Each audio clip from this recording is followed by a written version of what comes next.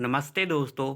आज मैं आपको जिनका भी जो भी शोधार्थियों का एनएफएससी, एनएफएसटी या यूजीसी नेट क्वालिफाई हुआ है, वो अपना यूजीसी में स्टूडेंट कॉर्नर यानी कि अपनी जेआरएफ और एनएफएससी फेलोशिप कैसे अप्लाई करें।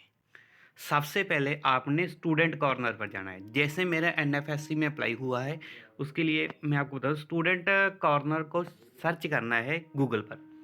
गूगल पर सर्च करने के बाद जहाँ पर कैनरा बैंक, इसमें अप्लाई करना है SFMP पर।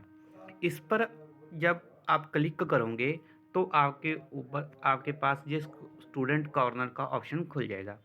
इसमें आपसे मांगा जाएगा कि आप अपनी आईडी भरें, ठीक है, तो और पासवर्ड भरें। सबसे पहले आपने रजिस्ट्रेशन करना है। भी देख लो आप रजिस्ट्रेशन कैसे कर सकते हैं यहाँ पर, ठीक है। तो आपको रजिस्ट्रेशन करना बताता हूँ।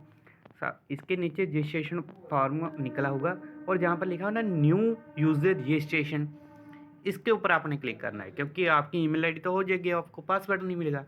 सबसे पहले आपने न्यू यूज़र रजिस्ट्रेशन पर क्लिक कर देना है। जब आप न्यू यूज़र रजिस्ट्रेशन पर क्लिक करते हो तो आपके सामने ऐसा फॉर्म खुल जाएगा रजिस्ट्रेशन के लिए।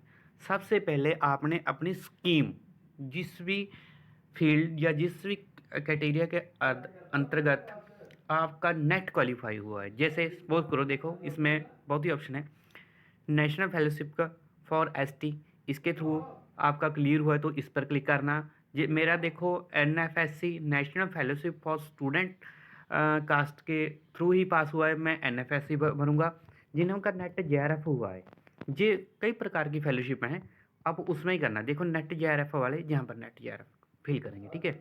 मान लो मेरा एनएफएससी है तो मैं एनएफएससी में अप्लाई करूँगा। देखो एनएफएससी ये अलग है, एनएफएसटी वो अलग है, ठीक है। मेरा एनएफसी में अप्लाई हो इसलिए। इसके बाद में हमारा जो अवार्ड लेटर होता है, अवार्ड लेटर उसमें ना स्टूडेंट आईडी होती है, ठीक है, वो यहाँ पर फिल करनी है। उसके बाद आपने अपनी डेट ऑफ बर्थ फिल करनी है, आपकी जो भी डेट ऑफ बर्थ है। जो ईमेल आईडी है, जिस ईमेल आईडी पर आपने यूसी नेट का फॉर्म अप्लाई किया था, वो ईमेल आईडी यहाँ पर फिल करनी है। उसके बाद आप अपना कैप्चर भर सकते हो। उसके बाद रजिस्टर पर ऑप्शन कर दो तो आपका रजिस्ट्रेशन सक्सेसफुल हो जाएगा। सक्सेसफुल होने के बाद आपकी ईमेल आईडी पर एक पासवर्ड आएगा, ठीक है। पासवर्ड, उस पासवर्ड को आपने यहाँ पर फिल करना है इस पासवर्ड की जगह। और ईमेल आईडी तो आपकी वही है जिस पर आपने यूसी नेट का फॉर्म अप्लाई किया था। और उसके बाद आपने ये कैप्चर फिल कर कर आपने लॉगिन कर देना है। लॉगिन करने के बाद आपको पहले पुराना पासवर्ड भरना पड़ेगा, करंट करंट पासवर्ड मैंने। उसके बाद न्यू पासवर्ड जो आप लगाना चाहते हो उसके बाद चेंज होगा ना, क्योंकि जो पासवर्ड दिए देंगे ना वो ईमेल आईडी पर, वो ओरिजिनल नहीं होगा। उसके बाद आपको न्यू पासवर्ड अप्लाई करने के लिए दिया जाएगा। जैसे आप पासवर्ड में कोई भी सिंबल को यूज़ नहीं कर सकते। सिंबल का मतलब किसी भी निशान, किसी भी चिन्ह को यूज़ नहीं करते। उसमें आप सिंपल लिखना, जैसे आपका शहर, आप मान लीजिए हम पंजाब में, हम पंजाब लिखकर पी बड़ी बड़ी डालेंगे, उसके बाद बाकी अक्षर छोटे डालेंगे स्मॉलेस्ट फॉर्म में। उसके बाद पंजाब का जो पिन कोड है 13 जो भी जिसका है वो लिख सकते हैं। आप अपनी डेट ऑफ बर्थ के आधार पर भी कर सकते हैं। जब आप इसे लॉगिन करोगे उसके बाद का प्रोसेस मैं आपको बताता हूँ। वो मैं आपको, मैंने उसके स्क्रीनशॉट लिए थे, उसके आधार पर बता दूंगा, ठीक है। देखो मैं अपनी गैलरी पर चलता हूँ। देखो आपके पास ये, आप इसे खोल देना। जैसे हमने ईमेल आईडी भरा और पासवर्ड भरा, उसके बाद हमने पासवर्ड चेंज कर दिया, फिर दोबारा पासवर्ड भरना है। दोबारा पासवर्ड भरने के बाद हमारे पास ये खुल जाएगा। देखो जहाँ पर टेस्ट के ऊपर हमारा नाम, देखो साथियों यहाँ पर आपका नाम लिखा आएगा जहाँ पर टेस्ट फॉर लिखा हुआ है, ठीक है। हमने ये टेस्टिंग के लिए यूज़ किया है, इसमें टेस्ट फॉर लिखा, आपका नाम लिखा आएगा। उसके बाद देखो जहाँ पर लिखा हुआ है अकाउंट या IFC code, account detail are not yet update, आपने अपडेट नहीं किया, हमने जन की अपडेट नहीं की। उसके लिए आपको सबसे पहले ऑनलाइन ज्वाइनिंग रिपोर्ट करनी पड़ेगी। देखो सबसे पहले एक बात याद रखना, आप जिस यूनिवर्सिटी में अप्लाई कर रहे हो उस यूनिवर्सिटी का नोडल अफसर पहले आपसे अप्लाई करवाएगा, उसके बाद यूनिवर्सिटी के पास डिटेल जाती है, अदरवाइज नहीं।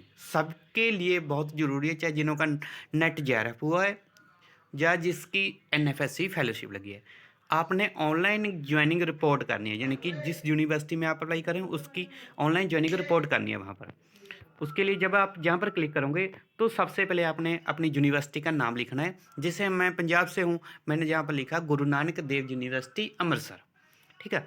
यहाँ पर सेलेक्ट करने के बाद आप अपनी यूनिवर्सिटी का नाम इसमें सेलेक्ट करेंगे। जैसे कई यूनिवर्सिटी के नाम जहाँ पर शो होने लगते हैं, यानी कि सेलेक्ट यूनिवर्सिटी, अपनी यूनिवर्सिटी का नाम सेलेक्ट करना है। बहुत सी यूनिवर्सिटियों के नाम आएंगे। उसके बाद आपने इस सेलेक्ट जो सेलेक्ट लिखा हुआ है इसके ऊपर क्लिक करना है। इसके ऊपर क्लिक करने के बाद जो आप अपने डोमिसाइल, आपका जो घर का एड्रेस है उस पर जैसे देखो सपोज करो जहाँ पर लद्दाख लिखा हुआ है, आप अपनी सबसे पहले स्टेट का नाम लिखेंगे। स्टेट के बाद आपने डिस्ट्रिक्ट का नाम, डिस्ट्रिक्ट के बाद आप बताएंगे या आप रूरल एरिया के हों या अर्बन एरिया के, यानी कि आप गांव से हों या शहर से, ठीक है। उसके पश्चात आप अपने गांव जो आपने जो भी रूरल एरिया है उसका नाम जहाँ पर क्लिक कर देना है। उसके बाद जो अपनी उसकी सब डिटेल, सब सब तहसील की नाम अपने आप आ जाएगा, ठीक है। उसके बाद ये देखो आपकी यूनिवर्सिटी आईडी का नंबर है, आपका नाम आएगा, जैसे स्टूडेंट नाम जहाँ पर टेस्ट फॉर लिखा है जहाँ पर आपका नाम लिखा होगा। उसके बाद आप जिस भी अकाउंट में फेलोशिप चाहते हैं वहाँ यहाँ पर अकाउंट नंबर फिल कीजिए और आईएफएससी कोड फिल करिए, ठीक है। जो बैंक का आईएफएससी कोड होता है वो फिल कर देना। उसके बाद आपने क्या करना है, आपको कोर्स पूछा जाएगा, कोर्स टाइप पीएचडी, ठीक है। जहाँ पर पीएचडी लिखा हुआ है मैंने, इसके लिए 3 ऑप्शन आती हैं। देखो पहले तो एमफिल वाले, जो एमफिल कर रहे हैं उसके लिए फेलोशिप चाहिए, या पीएचडी के लिए, जब आप एमफिल कर रहे हैं प्लस पीएचडी भी यहीं पर करना चाहते हो तो आप पीएचडी में भी भर सकते हो। देखो जैसे यहाँ पर आईएफएससी कोड और अकाउंट नंबर ही भरा हुआ है, तो मैं पीएचडी कर रहा हूँ, मैंने पीएचडी भरा था जहाँ पर, ठीक है। पीएचडी भरने के बाद आपका जहाँ पर आधार कार्ड नहीं चलेगा, आपका वोटर कार्ड, ड्राइविंग लाइसेंस या स्टडी आई कार्ड, क्योंकि आपने न्यू एडमिशन लिया है, आपका स्टूडेंट आईडी कार्ड नहीं होगा, तो आप वोटर कार्ड सबसे वैलिड है। वोटर कार्ड, आप वोटर कार्ड को ही चूज़ करें, ठीक है। वोटर कार्ड चूज़ करने के बाद आपको जो आपका वाटर लेटर है वो अपलोड करना पड़ता है पीडीएफ फॉर्म में। आप जैसे भी डाउनलोड करते हैं उसे वैसे ही अपलोड कर सकते हो यहाँ पर। उसके बाद ज्वाइनिंग, जो आपका ज्वाइनिंग का एक फार्म होता है उसे निकाल दिए। अगर नहीं मिला तो नीचे डिस्क्रिप्शन लिंक पर, ठीक है, लिंक में उसका हमारे व्हाट्सएप ग्रुप का लिंक है, आप उससे भी ज्वाइन कर सकते हैं, जहाँ पर आप ज्वाइनिंग रिपोर्ट अपलोड कर सकते हैं। उसके बाद देखो अब हमारा डाटा सबमिट हो गया, data is submitted to be approval by nodal अफसर, ठीक है साथियों। ये डाटा कैसे फिल होगा मैं आपको बता देता हूँ। देखो हमारे पास ये देखो, ये हम जैसे मैं एनएफसी में अप्लाई किया, हमारा हो गया national fellowship for SC caste, उसका फिल हो गया था, तो जहाँ पर आ गया। और इसके बाद जब हम फाइनल कर देते हैं, सबमिट कर देते हो, तो हमारा ये कंप्लीट हो गया फार्म। उसके बाद हमारी यूनिवर्सिटी में आप एडमिन ब्लॉक में जाओ अपनी यूनिवर्सिटी में, वहाँ पर नोडल अफसर को कहो हमारा इम्प्रूव कर दे, और आपका इम्प्रूव कर देंगे। आपकी फेलोशिप की डिटेल निकाल लेंगे, आपकी फेलोशिप का वो पूरा शेड्यूल निकाल देंगे। उसके बाद आपकी फेलोशिप आने लग जाएगी। थैंक यू सो मच, और हमारे चैनल को जरूर सब्सक्राइब कर लेना। मैं गुरकाफिर sir, PhD in Hindi. Thank you so much.